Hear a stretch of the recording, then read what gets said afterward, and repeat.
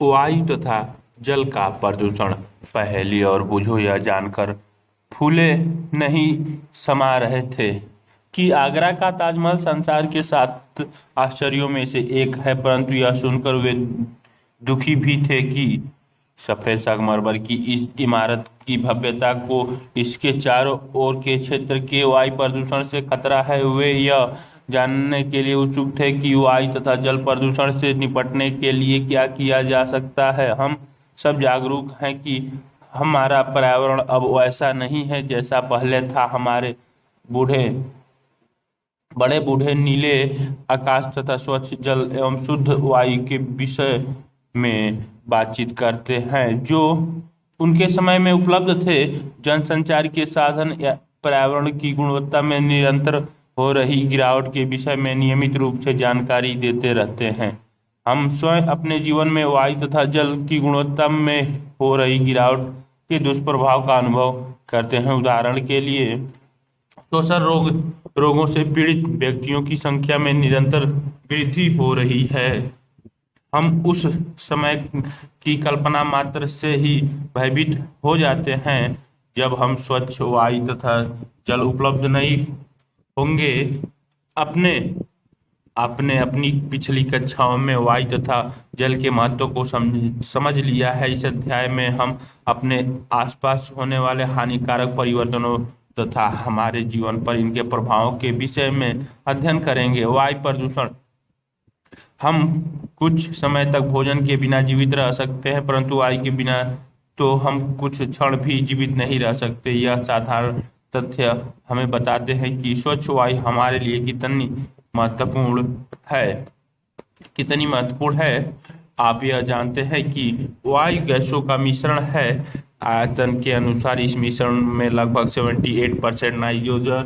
78% nitrogen तथा लगभग 21% oxygen, carbon dioxide, argon, methane तथा जल वाष्प भी उपलब्ध है।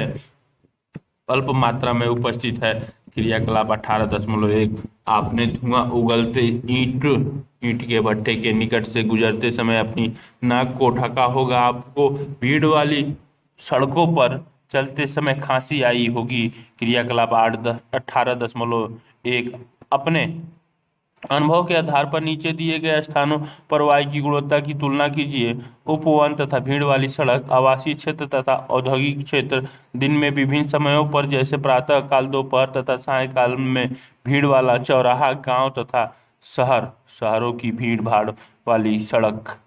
चित्र 18.1 में उपरोक्त क्रियाकलाप में आप एक प्रेक्षण यह भी हो सकता है कि वायुमंडल में धुएं की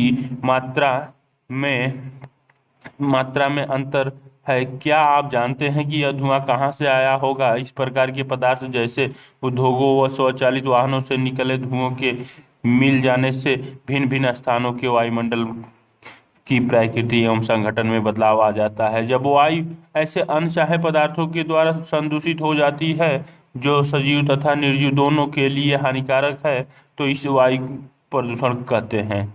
वायु कैसे प्रदूषित होती है? जो पदार्थ वायु को संदूषित करते हैं उन्हें वायु प्रदूषक कहते हैं। कभी कभी ये प्रदूषक प्राकृतिक स्रोत जैसे ज्वालामुखी का फटना,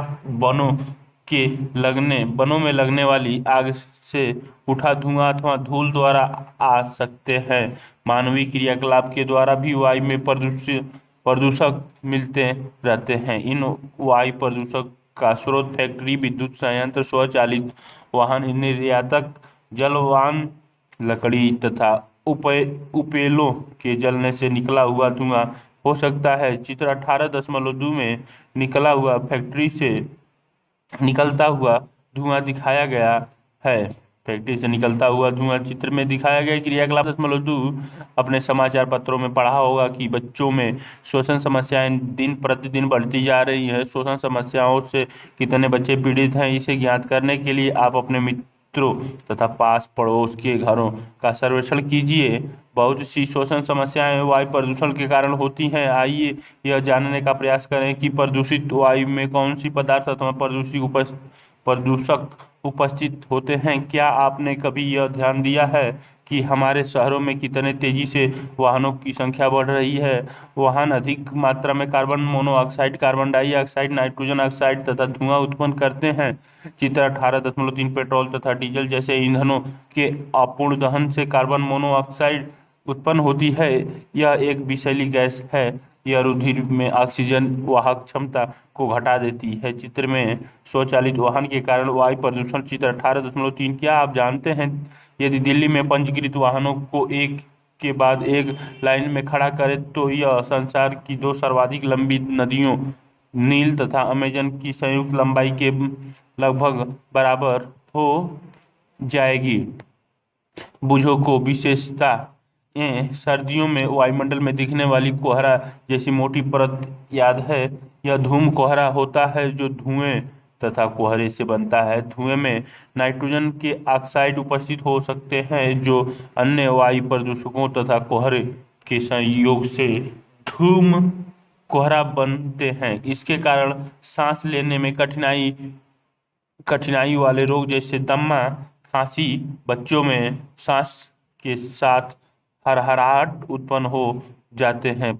बहुत से उद्योग भी वायु प्रदूषण के लिए उत्तरदायी हैं। पेट्रोलियम परिष्करणशालाएं सल्फर डाइऑक्साइड तथा नाइट्रोजन डाइऑक्साइड जैसे गैसीय प्रदूषकों की प्रमुख स्रोत है। विद्युत संयंत्रों में कोयला जैसे ईंधन के दहन से सल्फर डाइऑक्साइड उत्पन्न होती है। यह फेफड़ों को अस्थायी रूप से क्षतिग्रस्त करने के साथ साथ श्वसन समस्याएं भी उत्पन्न कर सकती हैं। आपने अध्याय 5 में जीवाश्म ईंधन के जलाने के विषय में पढ़ लिया है। अन्य प्रकार के प्रदूषक क्लोरोफॉर्म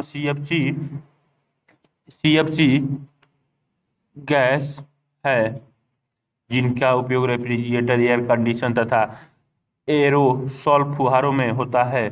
सीएफसी के द्वारा वायुमंडल की ओजोन परत क्षतिग्रस्त हो जाती है या ये ओजोन परत सूर्य से आने वाली हानिकारक बैंगनी किरणों से हमें बचाती है। क्या आपने ओजोन छिद्र के बारे में सुना है? इसके बारे में जानने का प्रयास कीजिए। अच्छा है कि सीएफसी के स्थान पर अब हम कम हानिकारक रसायनों का प्रयोग होने लगा है। इन गैसों के अतिरिक्त डीजल तथा पेट्रोल के दहन से चलने वाले स्वचालित वाहनों द्वारा अत्यंत छोटे कण भी उत्पन्न होते हैं जो अत्यधिक समय तक वायु में निलंबित रहते हैं। चित्र 18.3 ये दृश्यताएं को घटा देते हैं। सांस लेने पर ये शरीर के भीतर पहुंचकर रोग उत्पन्न करते हैं। ये कण इस्पात निर्माण तथा खनन जैसे उद्योगों प्रक्रमों द्वारा भी उत्पन्न होते हैं। विद्युत संयंत्रों से निकलने वाली राख के अति सूक्ष्म कण भी वायुमंडल को प्रदूषित करते हैं। क्रियाकलाप 18.3 उपयुक्त प्रदूषकों का उपयोग करके एक सारणी बनाइए। इसमें आप और अधिक आंकड़े भी जोड़ सकते हैं। सारणी 18.1 वायु प्रदूषक स्रोत प्रभाव विशिष्ट अध्ययन। ताजमहल पिछले 2 दशकों से अधिक समय से पर्यटकों को सर्वाधिक आकर्षित करने वाला भारत के आगरा शहर में स्थित ताजमहल चिंता का विषय बना हुआ है। चित्र 18.4 विशेषज्ञों ने यह चेतावनी दी कि वायु प्रदूषक इसके सफेद संगमरमर को बदरंग कर रहे हैं। अतः वायु प्रदूषण द्वारा केवल सजीव ही प्रभावित नहीं होते किंतु भवन, स्मारक तथा प्रतिमाएं जैसी निर्जीव वस्तुएं भी प्रभावित होती हैं। आगरा तथा इसके चारों ओर स्थित रबड़ प्रक्रमण, स्वचालित वाहन, रसायनों और विशेषकर मथुरा तेल परिष्करण जैसे उद्योग सल्फर डाइऑक्साइड तथा नाइट्रोजन डाइऑक्साइड जैसे प्रदूषकों को उत्पन्न करने के लिए उत्तरदायी रहे हैं। ये गैस वायुमंडल में उपस्थित जलवाष्प से अभिक्रिया करके सल्फ्यूरिक अम्ल तथा नाइट्रिक अम्ल बनाती है। ये वर्षा को अम्लीय बनाकर वर्षा के साथ पृथ्वी पर बरस जाते हैं। इसे अम्लीय वर्षा कहते हैं। अम्ल वर्षा के कारण स्मारक के संगमरमर का संरक्षण होता है। इस परिघटना को संगमरमर कैंसर भी कहते हैं। मथुरा तेल परिष्करण से उत्सर्जित काजल कण जैसे निलंबित कणों का संगमरमर को पीला करने में योगदान। ताजमहल को सुरक्षित रखने के लिए सर्वोच्च न्यायालय ने बहुत से उपाय किए हैं। माननीय न्यायालय द्वारा सर्वोच्च न्यायालय द्वारा ताजमहल चित्र 18.4 में दिखाया गया है। उद्योग को सीएनजी संपीड़ित प्राकृतिक गैस तथा एलपीजी द्रवित पेट्रोलियम गैस जैसे स्वच्छ ईंधनों के का उपयोग करने का आदेश दिए गए हैं। इसके अतिरिक्त ताजमहल के क्षेत्र में मोटर वाहनों को शीशा रहित पेट्रोल का उपयोग करने के आदेश हैं। अपने बड़े बूढ़ों से चर्चा करके यह देखिए कि वे अब से 20 तथा 30 वर्ष पूर्व के ताज की अवस्था के बारे में क्या कहते हैं। अपनी कतरन पुस्तिका के लिए ताजमहल का चित्र प्राप्त का प्रयास कीजिए। मुझे फसलों वाला अध्याय याद आता है। मैं हैरान हूँ कि क्या अम्लीय वर्षा खेतों की मिट्टी, मृदा तथा पौधों को भी प्रभावित करती है। पौधे घर प्रभाव। सूर्य की किरण वायुमंडल से गुजरने के पश्चात पृथ्वी की सतह को गर्म करती है। पृथ्वी पर पड़ने वाले सूर्य के विकिरणों का कुछ भाग पृथ्वी अवशोषित कर लेती है और कुछ भाग परावर्तित होकर वापस अंतरिक्ष में लौट जाता है। परावर्तित विकिरणों का कुछ भाग वायुमंडल में रुक जाता है। ये रुका हुआ विकिरण पृथ्वी को और गर्म करता है। यदि आपने किसी पौधाशाला, नर्सरी अथवा किसी स्थान पर पौधा घर को देखा है तो याद कीजिए कि सूर्य की ऊष्मा पौधा घर में प्रवेश तो कर जाती है पर इससे बाहर नहीं निकल पाती। यही रुकी हुई ऊष्मा पौधा घर को गर्म करता है। पृथ्वी के वायुमंडल द्वारा रोके गए विकिरण यही कार्य करते हैं। यही कारण है कि घर प्रभाव ग्रीन हाउस इफेक्ट कहते हैं। इस प्रक्रम के बिना पृथ्वी पर जीवन संभव नहीं हो सकता है। यह प्रक्रम जीवन के लिए खतरा बन गया है। इस प्रभाव के लिए हवा में CO2 की अधिकता उत्तरदायी है, परंतु वायुमंडल में CO2 की मात्रा कैसे बढ़ती है और इसका क्या अधिक कैसे हो जाता है। क्या आप जानते हैं कि पौधों के लिए कार्बन डाइऑक्साइड की भूमिका का भी आप अध्ययन कर चुके हैं, परंतु यदि वायु में CO2 की अधिकता हो तो यह प्रदूषक की भांति कार्य करती है। क्या आप पहेली के प्रश्न का हल ज्ञात करने में उसकी सहायता कर सकते हैं। एक और जो मानवीय क्रियाकलापों के कारण निरंतर CO2 वातावरण में मोचित हो रही तथा दूसरी ओर वन क्षेत्र घट रहा है।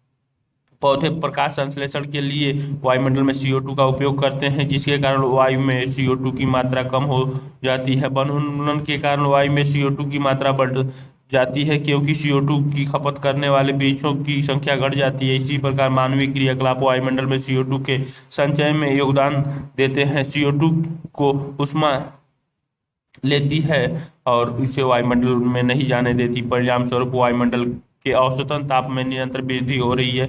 इसे विश्व उष्ण ग्लोबल वार्मिंग कहते हैं। मीथेन, नाइट्रस ऑक्साइड तथा जलवाष्प अन्य गैसें भी प्रभाव में योगदान करती हैं। CO2 की भांति इन्हें भी पौधा घर गैस ग्रीन हाउस इफेक्ट कहते हैं। विश्व उष्णन एक गंभीर संकट। विश्व उष्ण ग्लोबल वार्मिंग के कारण समुद्र तल में एक आश्चर्यजनक वृद्धि हो सकती है। कई स्थानों पर तटीय प्रदेश जलमग्न हो चुके हैं। विश्व उष्ण ग्लोबल वार्मिंग के विस्तृत प्रभाव वर्षा प्रतिरूप कृषि, वन, पौधे तथा जंतुओं पर हो सकते हैं। ऐसे क्षेत्रों में जो विश्व उष्ण से आंशिक है रहने वाले अधिकांश व्यक्ति एशिया में हैं। हाल ही में प्राप्त मौसम परिवर्तन की रिपोर्ट के अनुसार पौधा घर गैस ग्रीन हाउस इफेक्ट को वर्तमान स्तर तक रखने के लिए हमारे पास सीमित समय है, अन्यथा शताब्दी के अंत तक 2 डिग्री सेल्सियस तक ताप में वृद्धि हो सकती है, जो संकटकारी स्तर है। विश्व उष्ण विश्वव्यापी सरकारों के लिए विचारणीय विषय बन गया है। बहुत से देशों ने पौधा उत्सर्जन में कमी करने के लिए एक अनुबंध किया है। संयुक्त राष्ट्र सम्मेलन के अंतर्गत क्योटो प्रोटोकॉल एक ऐसा अनुबंध है जिस पर बहुत से देश हस्ताक्षर कर चुके हैं। बूझो को यह सुनकर आश्चर्य हो रहा है कि पृथ्वी के ताप में केवल 0.5 डिग्री सेल्सियस जितनी कम वृद्धि में इतने गंभीर परिणाम हो सकते हैं। पहेली उसे यह बताती है कि अभी हाल ही में समाचार पत्रों में उसने यह पढ़ा था कि हिमालय के गंगोत्री हिमनद विश्व उष्ण के कारण पिघलना प्रारंभ हो गए हैं। क्या किया जा सकता है? वायु प्रदूषण को कम करने के लिए हम क्या कर सकते हैं? प्रदूषण के विरुद्ध हमारी लड़ाई की सफलता अनेक कथाएं हैं। उदाहरण के लिए कुछ वर्ष पूर्व दिल्ली सरकार में सर्वाधिक प्रदूषित नगर था। यहाँ पेट्रोल तथा डीजल से चलने वाले मोटर वाहनों से निकले धुएं के कारण दमघोटू श्वसन रोधी वातावरण था। वाहनों को शीशा रहित पेट्रोल, सीएनजी गैस जैसे अन्य ईंधनों द्वारा चलाए जाने का निर्णय लिया गया। चित्र 18.5 इन उपायों द्वारा शहर की वायु अपेक्षाकृत सीएनजी द्वारा चलित सार्वजनिक परिवहन बस चित्र 18.5 में दिखाया गया है गई।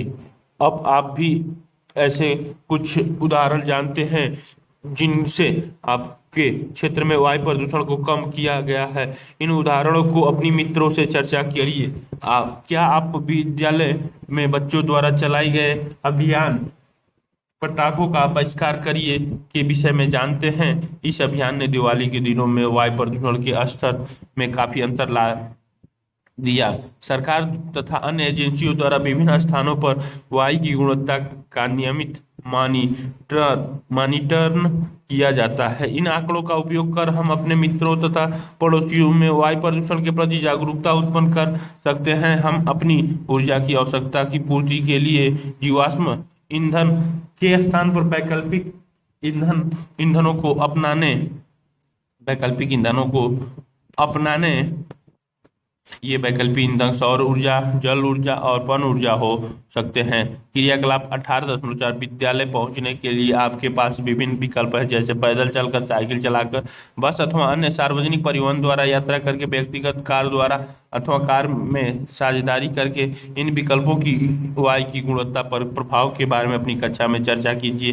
हमारे थोड़े से योगदान से पर्यावरण की अवस्था में विशाल अंतर उत्पन्न हो सकता है। हम पेड़ वृक्ष लगा सकते हैं तथा पेड़ों में लगे वृक्षों का रोपण कर सकते हैं। क्या आप वन महोत्सव के विषय में जानते हैं? जब जुलाई माह में प्रतिवर्ष लाखों वृक्ष रोपित किए जाते हैं। चित्र 18.6 में दिया गया है। बच्चे द्वारा वृक्ष पौधे का रोपण करते हुए बच्चे चित्र 18.6 में दिखाए गए हैं। पहेली तथा बुझो एक बार एक ऐसे स्थान से गुजरे जहां कुछ लोग सूखी पत्तियां जला रहे थे। उन्हें खांसी आने लगी क्योंकि समस्त क्षेत्र धुएं से भरा था। पहेली ने सोचा कि जलाने से अच्छा विकल्प तो इन्हें कंपोस्ट पीट में डालना हो सकता है। क्या आप क्या सोचते हैं? जल प्रदूषण कक्षा 7 में आपने सीखा था कि जल एक बहुमूल्य संसाधन है। सोचिए तथा उन क्रियाकलापों की सूची बनाइए जिनके लिए हम जल की आवश्यकता होती है। हमने देखा कि जनसंख्या वृद्धि, उद्योग तथा कृषि में उपयोग के कारण जल दुर्लभ होता जा रहा है। आपने यह भी देखा होगा कि कपड़े धोने, नहाने आदि के बाद हमारे द्वारा उपयोग किए गया जल कितना गंदाला हो जाता है।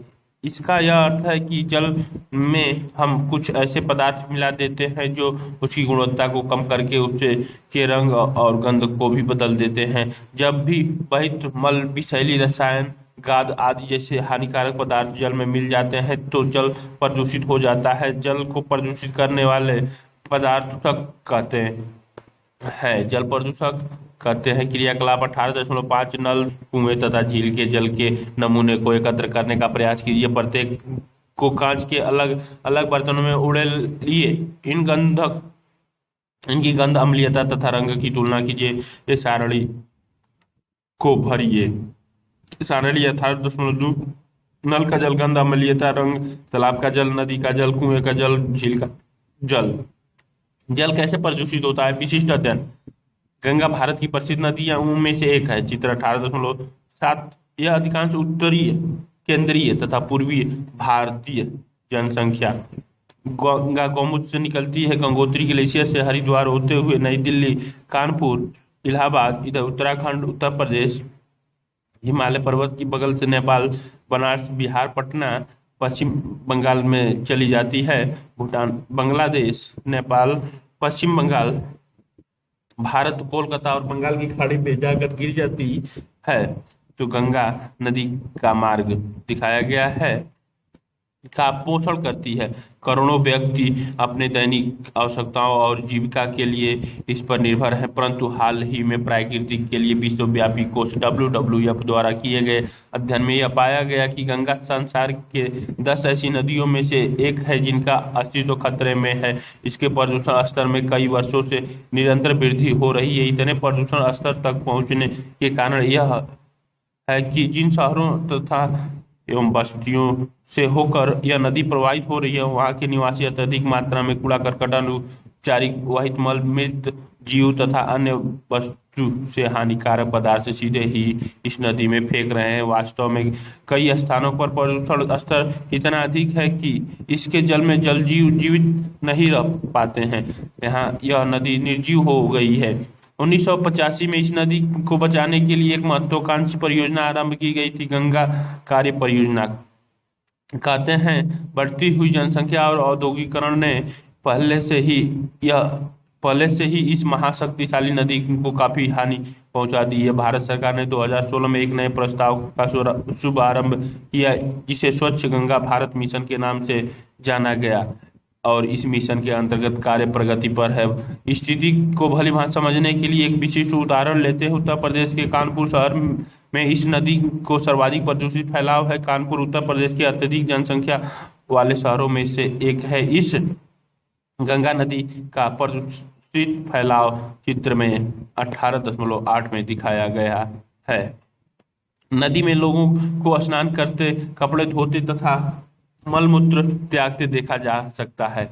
वे इस नदी में कूड़ा करकट, फूल, पूजा सामग्री तथा जव अनियमितीकरण पॉलीथीन की थैलियां फेंकते हैं। कानपुर में नदी में जल की मात्रा अपेक्षाकृत कम है तथा नदी का प्रवाह भी अति धीमा है। इसके साथ ही कानपुर में 5000 से अधिक औद्योगिक इकाइयां हैं। इनमें से उर्वरक, अपमार्जक, चर्म तथा पेंट की फैक्ट्रियां सम्मिलित हैं। ये औद्योगिक इकाई विषाक्त रासायनिक अपशिष्टों का नदी में विसर्जन करती हैं। उपर्युक्त तथ्यों के आधार पर सोचिए तथा नीचे दिए गए प्रश्नों के उत्तर दीजिए। नदी के जल के प्रदूषण के लिए उत्तरदायी कारक क्या है? गंगा नदी की पूर्व गरिमा को प्राप्त करने के लिए क्या उपाय किए जा सकते हैं? कूड़े करकट आदि का विसर्जन किस प्रकार नदी के जीवित प्राणियों को प्रभावित करता है? बहुत सी औद्योगिक इकाइयां हानिकारक रसायनों का नदियों तथा नालों में प्रवाहित करती हैं, जिसके कारण जल प्रदूषित होता है। चित्र 18.9 इसके उदाहरण तेल परिष्करणशालाएं, कागज फैक्ट्री, वस्त्र तथा चीनी मिलें एवं रासायनिक फैक्ट्री हैं। ये उद्योग जल का रासायनिक संदूषण करते हैं। इन विसर्जित रसायनों में आर्सेनिक, लेड तथा फ्लोराइड होते हैं, जिनसे पौधे तथा पशुओं में चित्र में दिखाए गए नदी में फेंका गया औद्योगिक अपशिष्ट चित्र 18.9 में दिखाया गया है। अविषता उत्पन्न हो जाती है। इसे रोकने के लिए सरकार ने अधिनियम बनाए हैं। इनके अनुसार उद्योगों को अपने यहाँ उत्पन्न अपशिष्टों को जल में प्रवाहित करने से पूर्व औपचारिक करना चाहिए, परंतु प्राय इन नियमों का पालन नहीं किया जाता। अशुद्ध जल से मृदा भी प्रभावित होती है, जिसके कारण उसकी अम्लीयता तथा कृमियों की वृद्धि में भी परिवर्तन हो जाता है। हमने अध्याय 1 में यह देखा कि फसलों की सुरक्षा के लिए पीड़कनाशी तथा अपृतनाशी कितने महत्वपूर्ण हैं। ये सभी रसायन जल में घुलकर खेतों से जलाशयों, नदियों, नालों आदि में पहुंच जाते हैं। ये भूमि में रिसकर भी भौम जल को प्रदूषित करते हैं। क्या आपने ऐसे तालाबों को देखा है जो दूर से देखने पर हरे प्रतीत होते हैं, क्योंकि बहुत से शैवाल उसमें उग रहे होते हैं? यह उर्वरकों में उपस्थित नाइट्रोजन एवं फास्फोरस जैसे रसायनों की अधिक मात्राओं के कारण होता है। ये रसायन शैवाल को फलने फूलने के लिए पोषक एवं भांति कार्य करते हैं। जब ये शैवाल मर जाते हैं तो जीवाणु कैसे घटकों के लिए भोजन का कार्य करते हैं। ये अत्यधिक ऑक्सीजन का उपयोग करके इससे जल में ऑक्सीजन के स्तर में कमी हो जाती है, जिससे जलीय जीव मर जाते हैं। स्मरण करना क्रियाकलाप 18.6 आपने क्लास 7 में अपने क्षेत्र में वहित मल निपटान व्यवस्था की जांच की थी। क्या आपको याद है कि आपके घर से वहित मल कैसे एकत्र किया गया था, वह कहाँ गया? कभी कभी अनौपचारिक वहित मल सीधे ही नदियों में प्रवाहित कर दिया जाता है। इसमें खाद्य अपशिष्ट, अपमार्जक, सूक्ष्म जीव आदि होते हैं। क्या भौम जल वहित मल द्वारा प्रदूषित हो सकता है? कैसे? वहित मल द्वारा संदूषित जल में जीवाणु, वायरस, कवक तथा परजीवी हो जा मियादी बुखार, पीलिया जैसे रोग फैलते हैं। स्तनधारियों के मल में उपस्थित जीवाणु जल की गुणवत्ता के सूचक हैं। यदि जल में ऐसे जीवाणु है तो इसका यह अर्थ है कि वह जल मल युक्त पदार्थ द्वारा संदूषित है। यदि इस प्रकार के जल का हम उपयोग करते हैं तो हमें विभिन्न संक्रमण हो सकते हैं। क्या आप जानते हैं गर्म जल भी एक प्रदूषक हो सकता है? यह जल प्रायः विद्युत संयंत्र तथा उद्योगों से आता है। इसे नदी में बहाया जाता है। यह जलाशयों के ताप में वृद्धि कर देता है, जिससे उसमें रहने वाले पेड़ पौधे एवं जीव जंतु पर प्रतिकूल प्रभाव पड़ता है। पेयजल क्या होता है तथा जल को शुद्ध कैसे किया जाता है? क्रियाकलाप 18.7 आइए दैनिक जीवन में उपयोग होने वाले सरल पदार्थों से जल फिल्टर बनाए। एक लेकर उससे बीच से 2 बराबर भागों में काटिए। इसके ऊपरी भाग को उल्टा करके कीप के रूप में नीचे के भाग में रखिए। इसके भीतर कागज के नैपकिन अथवा पतले कपड़े की एक परत बनाइए और इसके ऊपर रुई, रेसे तथा फिर बंजरी की परतें बिछाइए। अब इस फिल्टर पर गंदाला जल उड़ेलिए तथा फिल्टरित जल का परीक्षण कीजिए। निम्नलिखित प्रश्नों पर अपने मित्रों तथा अध्यापक के साथ चर्चा कीजिए। पीने से पहले हमें जल को फिल्टर करने की आवश्यकता क्यों होती है? अपने घर में उपयोग होने वाले पीने का जल आप कहाँ से प्राप्त करते हैं? यदि हम प्रदूषित जल पिए तो क्या होगा? बूझो अब बहुत परेशान है कि वह पहली से कहता है कि उसने जो जल पिया था वह देखने में स्वच्छ था तथा उसमें कोई गंदा भी नहीं था, परंतु फिर भी वह बीमार हो गया। पहली स्पष्ट कराती है कि देखने में जो जल स्वच्छ प्रतीत होता है उसमें रोग, वाग, सूक्ष्म जीव तथा घुले हुए अपद्रव्य हो सकते हैं। तो पीने से पहले जल को शुद्ध करना आवश्यक। उदाहरण के लिए हम जल को उबालकर शुद्ध कर सकते हैं। यदि पीने के लिए उपयुक्त जल को पेयजल कहते हैं। आपने देखा होगा कि किस प्रकार विभिन्न भौतिक तथा रासायनिक प्रक्रियाओं द्वारा जलाशयों में गिरने से पूर्व वहित मल उपचार संयंत्रों में जल को शुद्ध किया जाता है। इसी प्रकार नगर निगम और नगर पालिकाएं घर में आपूर्ति करने से पूर्व जल का उपचार करती हैं। क्या आप जानते हैं संसार में 20% जनसंख्या को निरापद पेयजल नहीं मिलता? आइए देखें कि जल को पीने के लिए निरापद कैसे बनाया जा सकता है। आप यह देख ही चुके हैं कि जल को कैसे फिल्टर करते हैं। यह अपद्रव्यों को दूर करने की भौतिक विधि है। आम प्रचलित घरेलू फिल्टर कैंडल फिल्टर होता है। बहुत से घरों में निरापद जल को प्राप्त करने के लिए उबालने की विधि का उपयोग किया जाता है। उबालने से जल में उपस्थित जीवाणु मर जाते हैं। जल को शुद्ध करने की सामान्य रासायनिक विधि क्लोरीनीकरण है। यह जल में क्लोरीन की गोलियां अथवा विरंजक चूर्ण मिलाकर किया जाता है।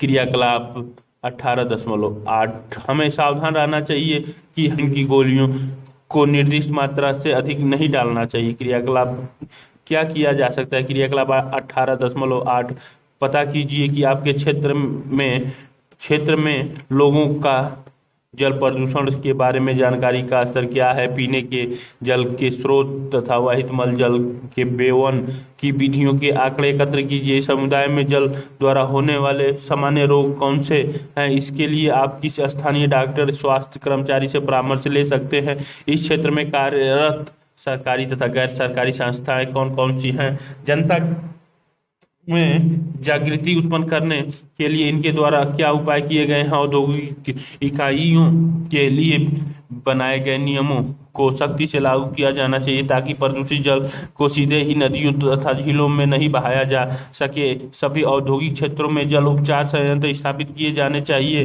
चित्र 18.10 व्यक्तिगत स्तर पर हमें निष्ठापूर्वक जल की बचत करनी चाहिए और उसे बेकार नहीं करना चाहिए। हम कम उपयोग, रिड्यूस पुनः उपयोग, रीयूज पुनः चक्र, रिसाइकिल पुनः प्राप्त करना, रिकवर और उपयोग न करना, रीयूज रिफ्यूज हमारा मूल मंत्र होना चाहिए। Reuse reduce reuse recycle recover refuse यह हमारा मूल मंत्र होना चाहिए। अपने दिनचर्या में विचार कीजिए कि आप जल की बचत कैसे कर सकते हैं। धुलाई तथा अन्य घरेलू कार्यों में उपयोग हो चुके जल को पुनः उपयोग संबंधी नए नए विचार के बारे में हम सोच सकते हैं। उदाहरण के लिए सब्जियों को धोने के लिए इस्तेमाल जल का उपयोग पौधों की सिंचाई में किया जा सकता है। प्रदूषण अब कोई दूरस्थ घटना नहीं रही गई है, यह हमारे दैनिक जीवन को प्रभावित कर रहा है। जब तक हम सभी अपने दायित्वों की अनुभूतियों नहीं करते तथा पर्यावरण हितैषी प्रक्रमों का उपयोग आरंभ नहीं करते, हमारी पृथ्वी की उत्तरजीविता संकट में है। चित्र में रिचार्ज संयंत्र, क्या आप जानते हैं कि जब आप नल को खुला छोड़ कर अपने दांतों में ब्रश करते हैं तो कई लीटर जल व्यर्थ ही बह जाता है। जिस नल से प्रति सेकंड एक बूंद जल टपकता है, उस नल से एक वर्ष में कई हजार लीटर जल नष्ट हो जाता है। इस बारे में सोचिए। अभ्यास, कुछ प्रमुख शब्द: वायु प्रदूषण, रासायनिक संदूषण, विश्व उष्णन, पौधा घर प्रभाव, प्रदूषक, पेयजल, जल प्रदूषण। आपने क्या सीखा? वायु प्रदूषण अपद्रव्य द्वारा वायु का एक ऐसा संदूषण है जिसका हानिकारक प्रभाव सजीव एवं निर्जीव दोनों पर हो सकता है। प्रदूषण वे पदार्थ हैं जो वायु तथा जल को प्रदूषित करते हैं। Carbon monoxide, nitrogen oxide, carbon dioxide, methane तथा सल्फर डाइऑक्साइड वायु के प्रमुख प्रदूषक हैं। CO2 जैसे पौधा घर गैसों को बढ़ते स्तर पर विश्व उष्णन को हो रहा है। जल प्रदूषण जीवन के लिए हानिकारक पदार्थों द्वारा जल का संदूषण है। वही मल, कृषि रसायन तथा औद्योगिक अपशिष्ट कुछ प्रमुख जल प्रदूषक हैं। स्वच्छ तथा पीने योग्य जल को पेय जल कहते हैं।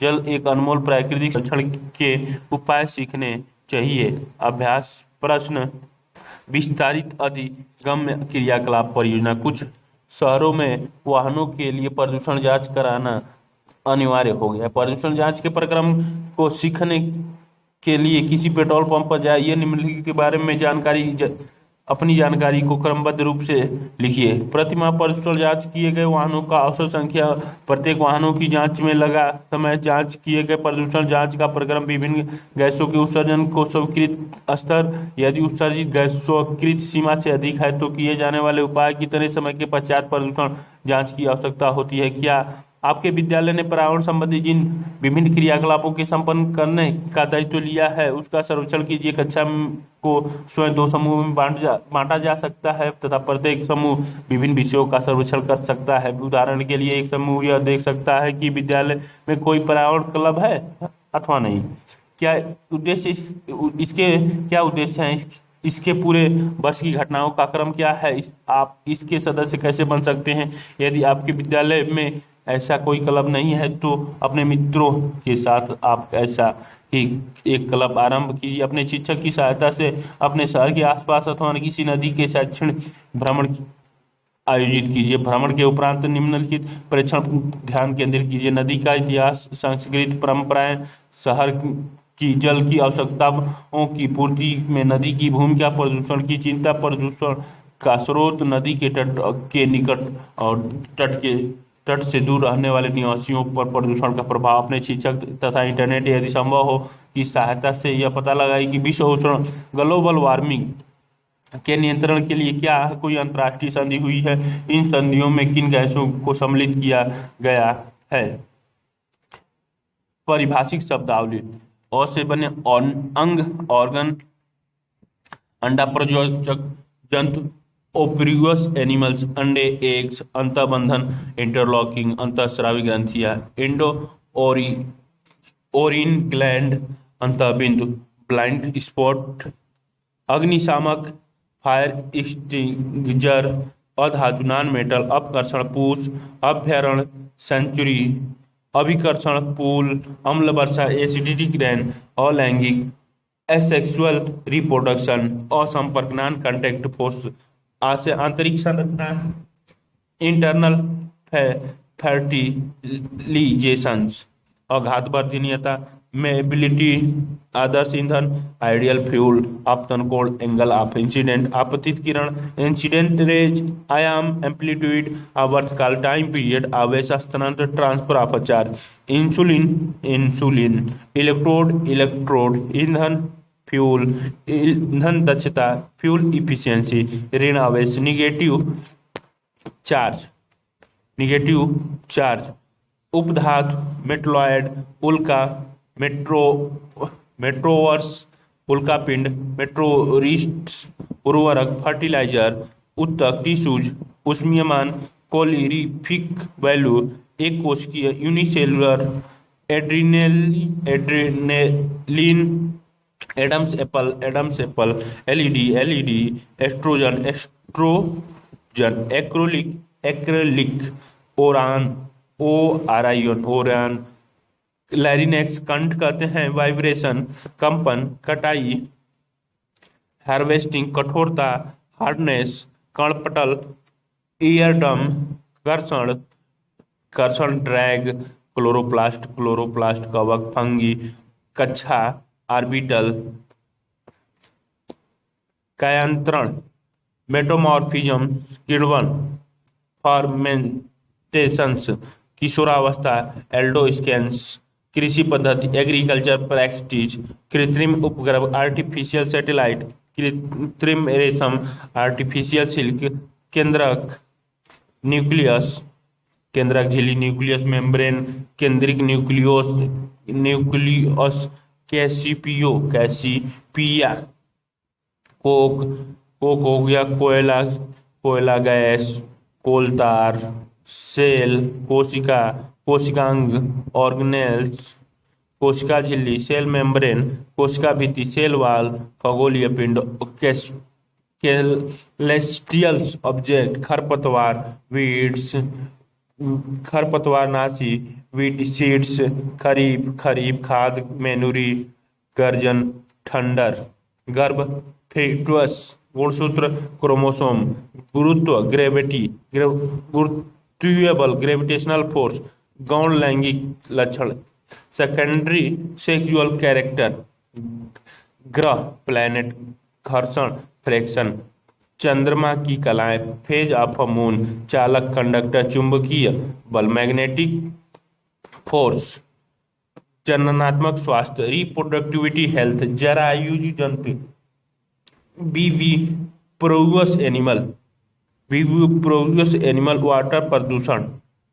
वाटर पॉल्यूशन, जीन, जीवाणु, बैक्टीरिया, जीवाश्म ईंधन, फोसिल फ्यूल, जैव विविधता, बायोडायवर्सिटी, जैवमंडल, आरक्षण, संरक्षण, बायोस्फीयर रिजर्व, ज्वाला, फ्लेम, ज्वलन ताप, इनिटेशंस, टेम्परेचर, ज्वलनशील पदार्थ, इन्फ्लेमेबल सब्सटेंस, टीका, वैक्सीन, टेरिलिन, टेस्टोरोन, तत्व, एलिमेंट, तन्यता, डक्टिलिटी, तरल, घर्षण, फ्लूइड, फ्रिक्शन, तड़ित, लाइटनिंग, तड़ित चालक, लाइटनिंग कंडक्टर, तंडित झंझार, थंडर स्ट्रोम, तारत्व, बीच, तारामंडल, कंस्टेलेशन, स्टार, तारा, तीक्ष्णता, सेरिनलेस, थर्मोप्लास्टिक, थर्मोसेटिंग प्लास्टिक, थायरैक्सिन, थ्रेसिंग, दहन, कंबशंस, दृष्टिपटल, रेटिना, दाब, प्रेशर, दोलन, ऑसिलेशन, द्विखंडर, बाइनरी, धनावेश, पॉजिटिव चार्ज, धातु, मेटल, धूमकेतु, कोमेट, ध्रुव तारा, पोलर स्टार, ध्वनिक, सोनार्स, नाइट्रोजन चक्र, नाइट्रोजन साइकिल, नाइट्रोजन स्थिरीकरण, नाइट्रोजन फिक्सेशन, नायलॉन, नियमित परावर्तन, रेगुलर रिफ्लेक्शन, निषेचन, लाइजेशंस, परमाणु एटम परावर्तन रिफ्लेक्शन, परावर्तित किरण रिफ्लेक्टेड रे, परावर्तन के नियम लॉ ऑफ रिफ्लेक्शन, परावर्तन कोण लॉ ऑफ रिफ्लेक्शन, आइरिस, परितारिका, परिरक्षण प्रिजर्वेशन, पशुपालक एनिमल हस्बेंड्री, पदार्थ pseudopodia, polythene polythene, polymer polymer, polyester polyester, पश्चीरीकरण पश्चराइजेशन, पीयूष ग्रंथियां, प्यूटरी ग्लैंड, पुतली पिपुल्स, पुनः पुनर्वरोपण रिफॉरेस्टेशन, पृथ्वी की प्लेट अर्थ अब प्लेट, पेट्रोलियम पेट्रोलियम पेट्रोलियम परिष्करण, पेट्रोलियम रिफाइनरी, पेयजल पोर्टेबल वाटर, पेशीबल मस्कुलर फोर्स, पौधा घर प्रवाह, ग्रीन हाउस इफेक्ट, प्लाज्मा झिल्ली, plasma membrane, plastic plastic plastid, प्रकाश वर्ष, लाइट ईयर, प्रतिजैविक एंटीबायोटिक, प्रतिरक्षी एंटीबॉडीज, प्रदूषक पॉल्यूटेंट, प्रबलता लाउडनेस, प्रवासी पंछी माइग्रेट बर्ड्स, प्राकृतिक उपग्रह नेचुरल सैटेलाइट, प्राकृतिक गैस नेचुरल गैस, प्राणी जात फ्यूना, प्रोकैरियोट फटकना, विनोइंग फसल क्रॉप, पल फोर्स, बहुकोशिकीय मल्टीसेलुलर, बहुमूर्तिदर्शी कैलिडोस्कोप, बायोनिसेचन, एक्सटर्नल फर्टिलाइजेशंस, बीज सीड्स, बुआई सोइंग, ब्रेल ब्रेल भंडारगृह, ग्रेनर्स भंडारण, स्टोरेज, भूकंप लेखी, सिस्मोग्राफी, भू प्रॉपर्टी क्रस्ट, भूस्पंदन, ट्रेमोर, भ्रूण, इम्ब्रोय, मरुस्थलीकरण, डेजर्टिफिकेशन, मुकुलन, ब्रीडिंग, ईस्ट युग्मनज, जाइगोट, यूकेरियोट, यौनारंभ, प्यूबरिटी, रबी, राइजोबियम, राष्ट्रीय उद्यान नेशनल पार्क, रासायनिक संदूषण केमिकल कंटेमिनेशंस, रिएक्टर पैमाना, रिचटर स्केल, रिक्तिका, vacuole, red data book, rayon, रोगजनक, पैथोजन, लक्षण स्थल, टारगेट साइट, लिंग सूत्र, सेक्स क्रोमोसोम, लैक्टोबैसिलस, लैंगिक जनन, सेक्सुअल रिप्रोडक्शन, लैटिन घर्षण, रोलिंग फ्रैक्शन, वनस्पति जात फ्लोरा, वन उन्मूलन, डिफोर्टेशन, वाक्यंत्र, वॉइस बॉक्स, वायु प्रदूषण, एयर पॉल्यूशन, वायुमंडलीय दाब, एटमॉस्फेरिक प्रेशर, वाहक कैरियर, विद्युत लेपन, इलेक्ट्रोप्लेटिंग, विलुप्त एग्जिस्ट, विश्व उष्ण, ग्लोबल वार्मिंग, विशेष क्षेत्रीय स्पीशीज, एंडेमिक स्पीशीज, विसर्जन, डिस्चार्ज, विस्थापन अपक्रिया, डिस्प्लेसमेंट रिएक्शन, विस्फोटन एक्सप्लोजन, विसरित डिफ्यूजन, अनियमित परावर्तन, इरेगुलर रिफ्लेक्शन, विषाणु वायरस, विक्षेपण, डिस्पर्जन,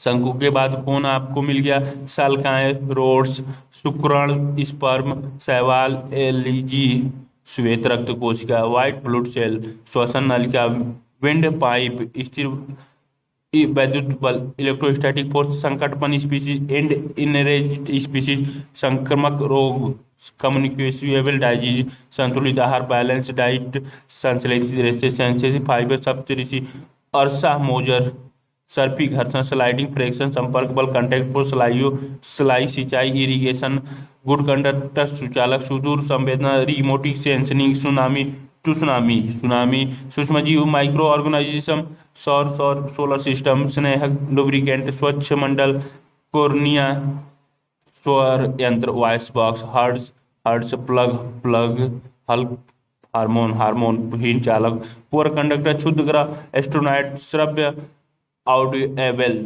श्रव्य में आगे आपको ऑडियो